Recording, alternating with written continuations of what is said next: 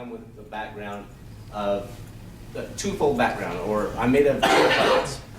I am a corporate leadership and development trainer, and I have done that for over 10 years. What do we have up to now? 15 years, 10 years? 10 years, 15 years, depends if you count part-time.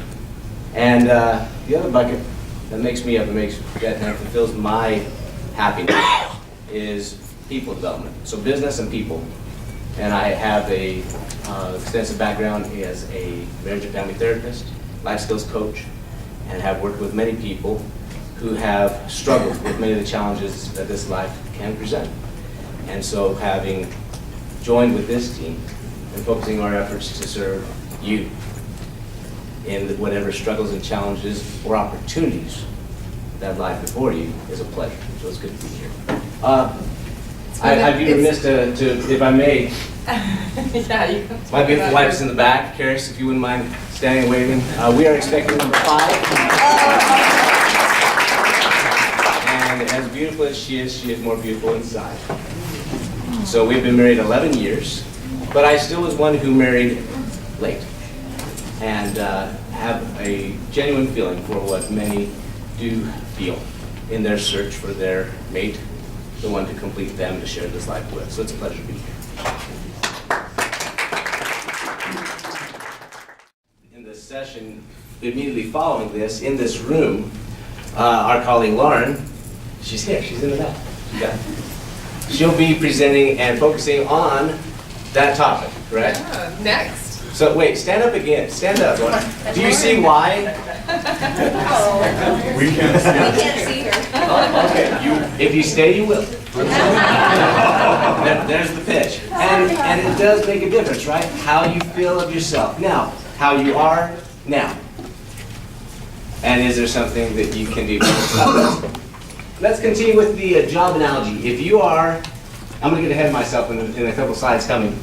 If you are at home searching for a job online, what are you wearing? Pajamas.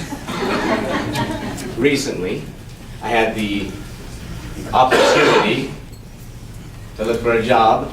This had nothing to do with you guys, this was before.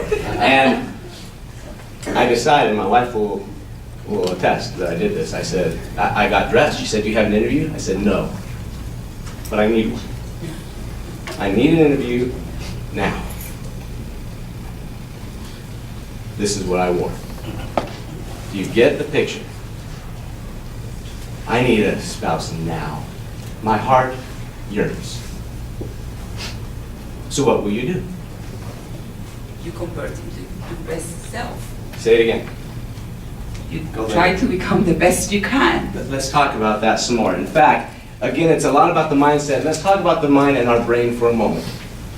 Because what happens, in fact, let me just jump in. Brain. All sensory input, all sensory input, I won't list it for time, enters through the spinal cord into the brain. This is the limbic system.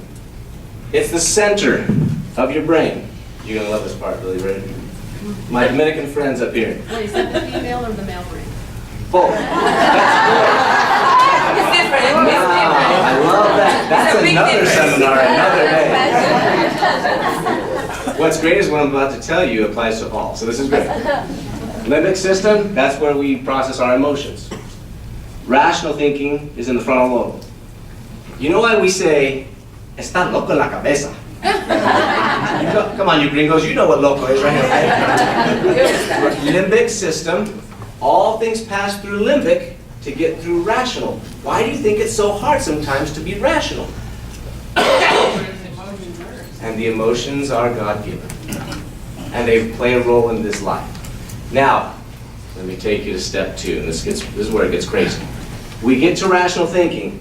For fun, everybody just go like this for a second. All right, I got there.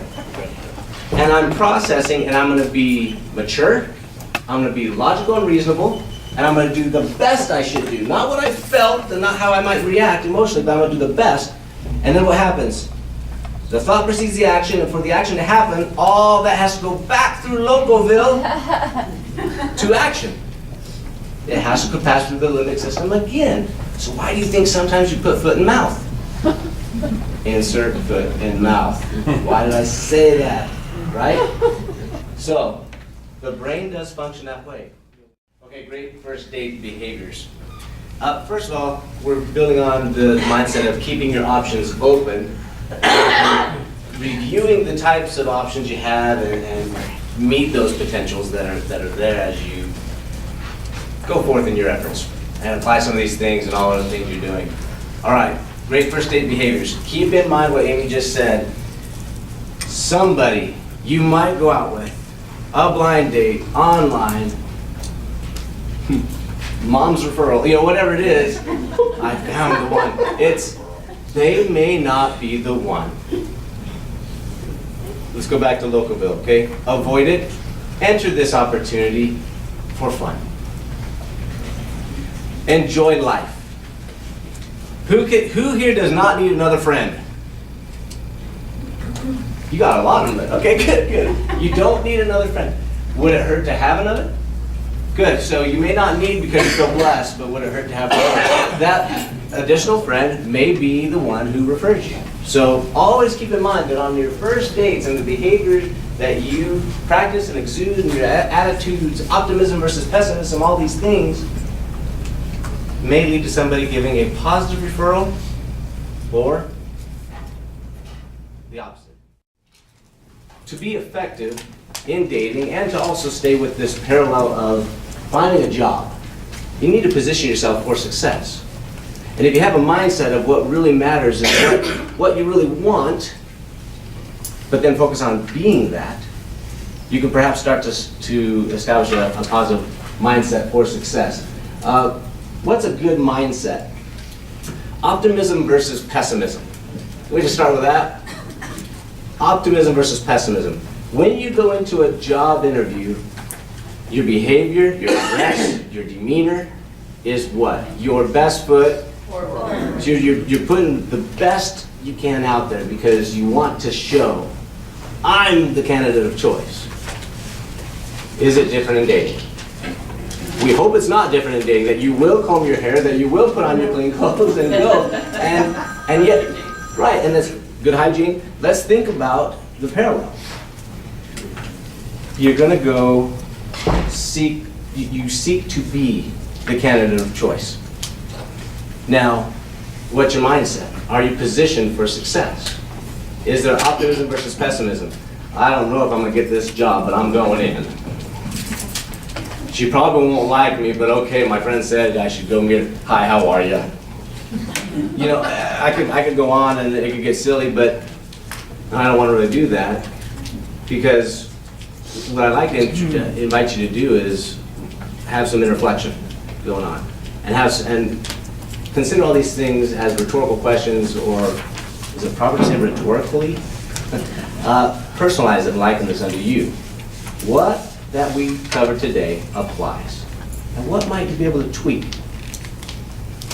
Here's an opportunity for increased optimism, to position yourself for success. Multiply and expand your efforts. If you're looking for a job, it is not effective to apply for a job. The key word in there was a. Don't apply for a job and wait, because there's a process. There's weeks, sometimes even a month or more, where they finally get through the stack of applications, and then they call you in and maybe, and we'll get back to you and so forth. And then maybe the answer is yes. Maybe. I love this optimism. Good. And we're in Vegas, so why not gamble and do just one application, right? You might get that yes. Know that, live according to this knowledge, and manage it, right? And we're talking a little bit more about that. So, from what Amy just stated, you had to deal with this, didn't you? With everything you just shared with us. And she had to decide what she was going to do. So, from dress to behavior, action, we have opportunity to learn. And just be our best selves and not pull ourselves back. And there's always an answer, no matter what obstacle you're struggling with. And for me, a lot of that was emotional, and I did turn to professionals, and night and day, the difference. So I encourage that.